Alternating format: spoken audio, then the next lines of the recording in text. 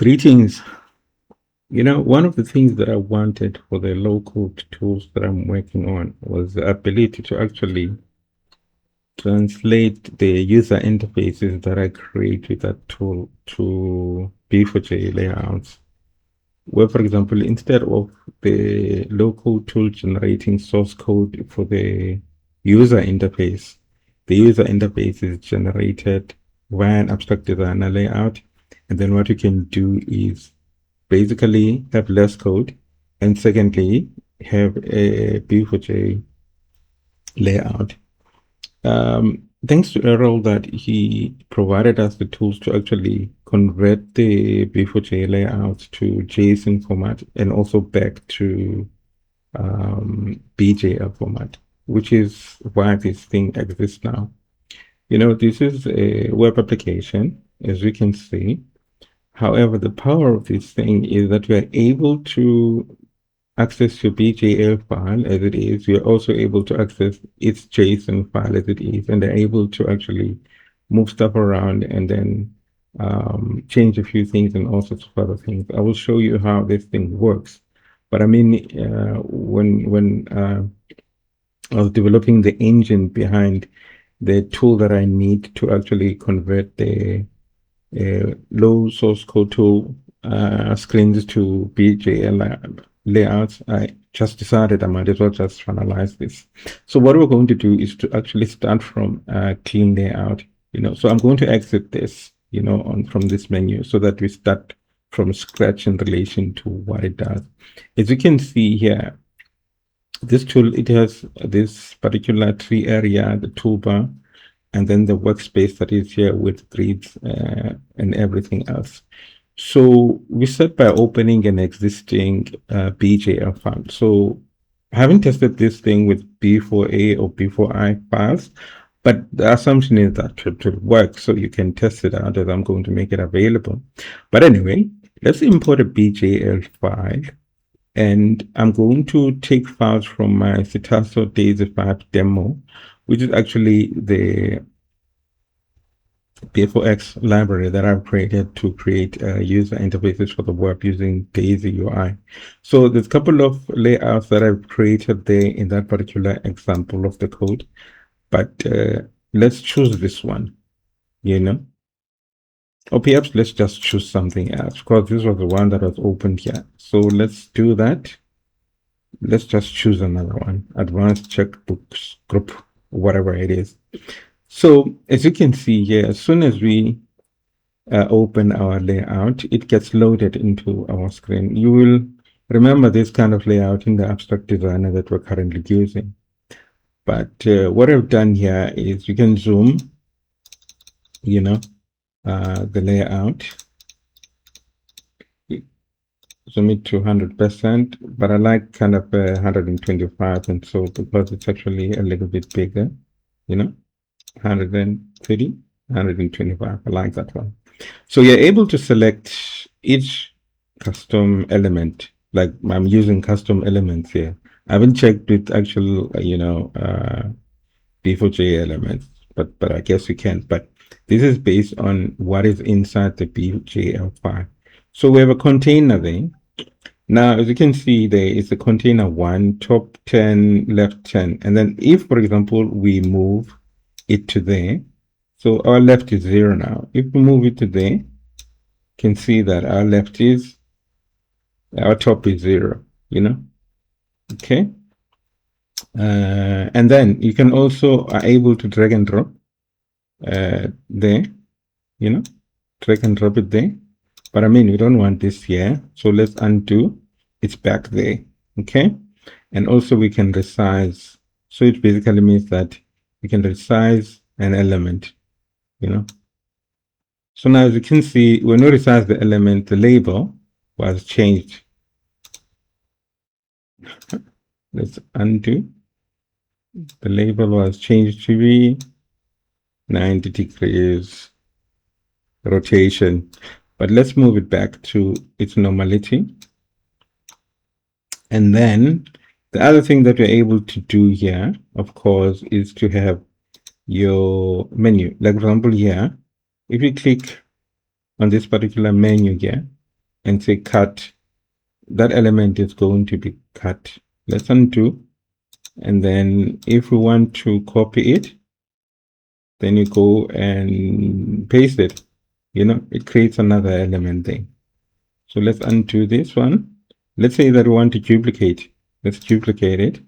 There it's duplicated there. Then we can move it there. And in the tree, it's put there. You know, advanced shop group 1. So let's duplicate another one. Let's duplicate it. Duplicate this one. Let's duplicate it. Yeah. So we know that there's move to back and move to front. So let's try and move, bring to front. Of course, bring to front, move it to the end of the list because that's what it does in BJL. Let's say send to back. It moved it to the back, you know, as a result, changing the Z order on the screen. This is basically how BJL works, but let's do this. Bring to front again, and then there it is. But I mean, each and every time you actually doing anything on the screen, it detects in relation to how long did you last save, and then it will automatically indicate that your layout is actually saved. Because at the end of the day, what we want to do is not lose the information that we're working with.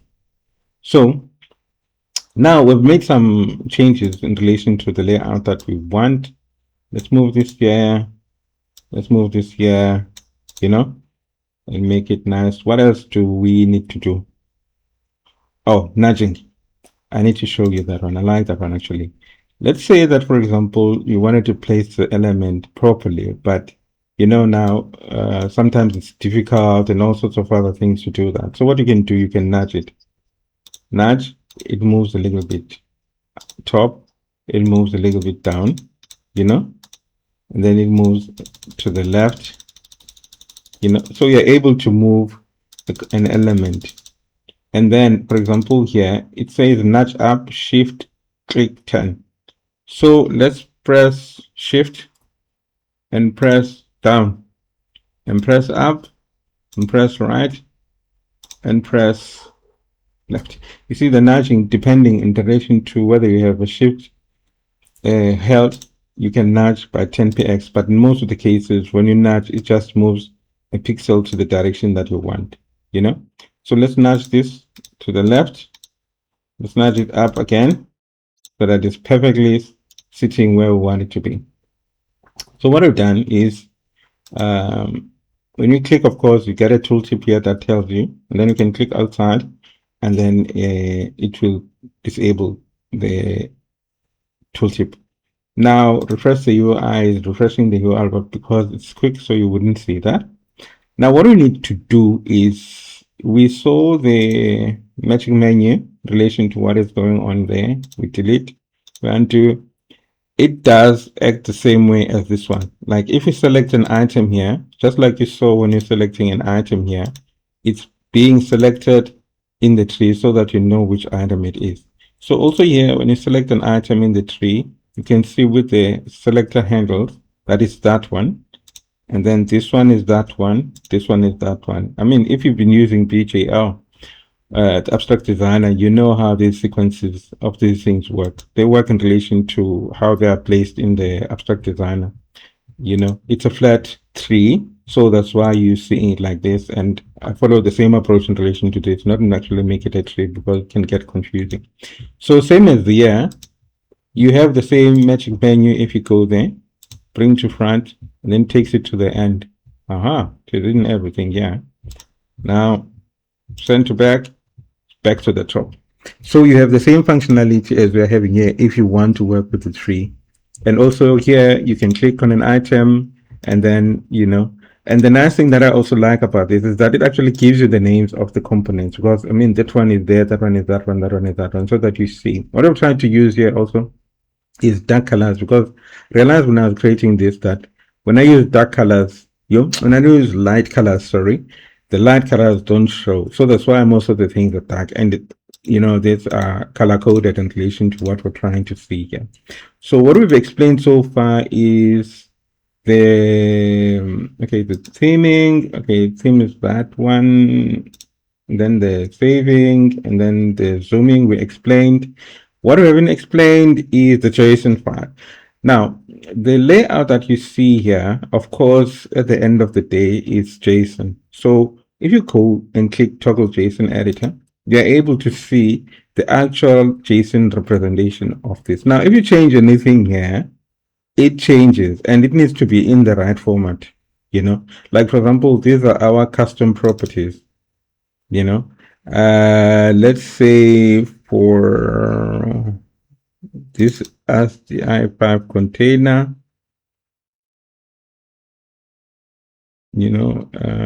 then rounded none, shadow none, and all sorts of other things. Text color. So you can change, there's the event name. You can change some of the properties that you want, custom properties, because this is a custom view. You can change some of the custom properties if you want. And then what else can you change here? I mean, you play around with this thing, you figure it out also, it's code. But at this particular current moment in time, I don't have any inclination to change any JSON things here. So I'm going to leave this part because I work better with the abstract designer. At this particular moment in time, I'm fine with that. So in relation to creating my user interfaces and all sorts of other things. But for those who actually want to actually do something with the JSON file that they want, then this is available here, and then they can change content, and the content needs to be in the right order so that it gets synchronized properly with the workspace.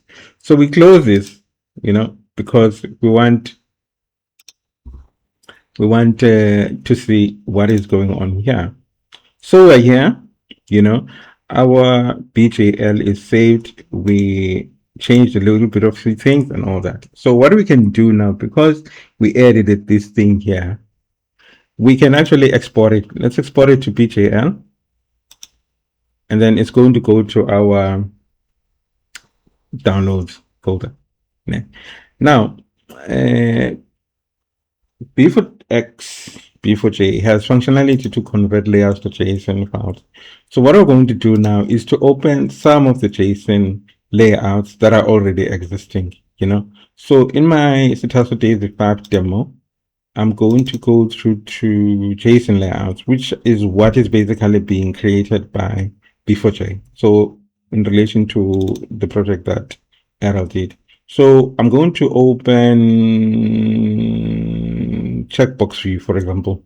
Now, this is a converted BJL layout to JSON via B4X B4J application. So the tool itself here is also able to open those kind of layouts also. So this is what is currently there. And if you go to and open the JSON, it is looking like this, the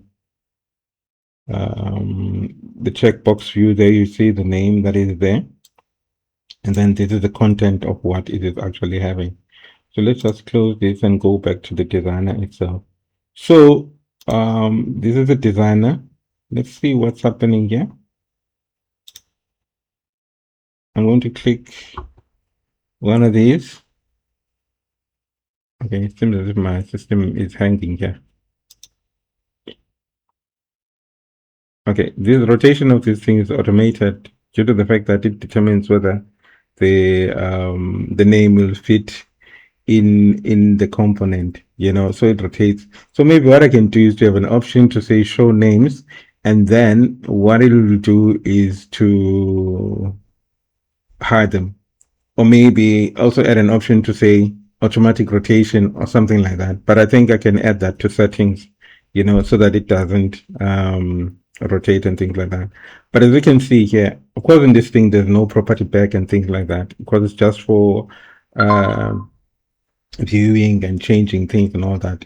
It was not meant to actually be a replication of an abstract designer kind of functionality anyway, But I mean, I was up for the challenge, because actually this has been one of those bucket list things where you say, I want to know how to do that, So I wanted to know how these designers work and things like that, you know.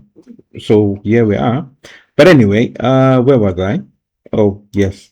Then we have the various components that are here. Okay, I will have to check the speed issue of this thing. But from the look of things is the more components that we're having, we seem to be having a hang, which is not a bad thing anyway. You know, when you're a code and everything else, you have to deal with bugs and all sorts of other things. But the rest of the functionality seem to be working fine and things. But I'll just try and figure out about why is this particular component taking longer, you know. So you can also do the same thing. You've exported the content that is here and then export to JSON to export to BJL, you see. So what we did was to import JSON just now. So I'm going to export it to BJL, which is actually that far away, you know. So if you open it with the abstract designer, it will basically be a working file. So perhaps let's try and open that file. But if you click on this file now, as much as it's linked to B4J, it's not going to open because we're just opening an abstract designer file with an app. But the fact that it is, let me see, files, definitely nothing because we don't have a project. Anyway, it's not the end of the world. So what have I not showed you here? I've showed you exit because it clears the workspace. I've shown you import JSON. You can export it to BJL. You can export it to JSON too if you want. There's the JSON file. So the engine inside this thing, you know, it goes and reads the file itself and then it converts it in relation to whatever format that you want. That's why it's able to read the BJL file and then display it on our designer, and then you can able to check and change whatever. And the fact that we don't have a property back here, you can't change anything here basically. But I mean, this is just apply in relation to how do you do that. But the wins about all of this is that at any time you have a BJL file, you want to actually edit it using an interface in the web, you can basically use this particular tool. Yeah, I'll add a property back, you know, that could be useful so that you can change names and all sorts of other things. But the functionality of it basically works like the aim was if you want to edit the JSON content of your layout in JSON, then you are able to see it on the abstract designer live, you know. So maybe that's the win about this whole thing at this particular moment in time, that you have a B4J JSON layout file, you want to edit it and you also want to see it live, then it's automatically shown here in real time. And then you have all these other nice functionalities about cutting and all sorts of other things, nudging and undo and all sorts of other things that I'm like, why not? You know. So basically that's it. So I'm calling this SithasoBJLDesigner editor because that's basically what it does. You pick up your layout file and then you're able to edit some of the content inside it and all sorts of other things. I need to discover why this is lagging. I know there's a lot of other things that are happening underneath it, but at least now I know that with a lot of components in this thing, then there's that time thing, and it needs to show that it's actually doing something. But most of the functionality that we wanted to create in relation to this tool is working. We use some free content that is actually available on the internet in relation to how this thing works. But I mean, each and every time you change this, it's saving, it's rebuilding the JSON file, it's reloading the tree, when, for example, things need to be loaded and things like that. Okay, I need to have a scroll bar here for a lot of components. At least I see some of the things that I need to do here. But that's it in relation to this. I'm going to make this available on GitHub. You can play around with it, test B4A, B4I. I'm sure it will work. I haven't tested it, but I mean, it's worth the try so that we actually kind of know in terms of whether this thing could work for you or not. But I believe that it will, because most of us have been like wanting to actually edit the JSON file, have been wanting to use JSON file for layouts and all sorts of other things. And I mean, it has been indicated numerous times in the forum, the structure of the JL file is massively difficult. I mean, it's coming from an intelligent mind, so you can imagine. I mean, the way that this thing is structured, you see items as if they are in a tree structure here, parent items, child elements, and all sorts of other things, whereas in the file, it's just a flat list of files. And the way that this thing is doing everything that it's doing, amazing. The controlling of the Z index, the move to back, move to front, it's just amazing. Yeah, I guess I'll spend a lot of time developing this tool, to make sure that it works and it's compatible in relation to the future that he was looking into. But it's a great tool and we really appreciate it. Anyway, that's it. I'm going to take this and add it to the low source code tool, just a portion to actually convert my designs to B4J layouts, because that's what I wanted to do with this, because it's well and good to write code, but when you have something like an abstract designer that actually makes your work very easy to do and it's very easy to use, then it makes sense. Yes, I mean, for people who rather opt for writing code, all good and fair and well, because I mean, creating an abstract design layout, I mean, with this, of course, it's just going to be possible being done by artificial intelligence and structuring it with this tool, because it's possible just to create it, because when you start in this particular app, you start with a blank layout, what I did was just to take a blank layout without anything and then just saved it to say this is the structure of a blank layout, and then try to actually add elements to the blank layout one by one in relation to add any component that I had. And I mean, it started doing what I wanted to do. But anyway, this has been a very eye-opening project. I'm grateful that I actually decided that let me just run with it, because at the end of the day, you kind of learn a lot of things from doing these things that other people are doing, and learning in terms of how things work and all sorts of other things. Source code for this, of course, is available on GitHub, as indicated. I mean, thanks for your time in relation to watching this, and enjoy the project. Bye.